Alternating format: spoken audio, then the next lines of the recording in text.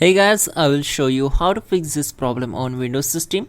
So this solution is applicable for Windows 10 as well as Windows 11 operating system. You need to just follow my screen and we will fix this issue together. So in the first step, just go to search bar and type here control panel. So type control panel and then from the search results, click here to open it. Once we are here, we need to select view by as category, and once we are here, we need to click on this system and security option, and in the system and security, click on security and maintenance option.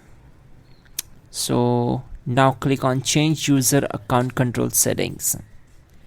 So on this window we have to set these option up to here, never notify.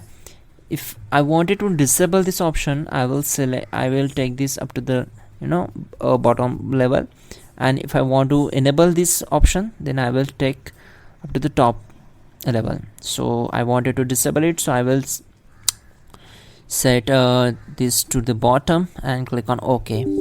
Select S and then just restart the system.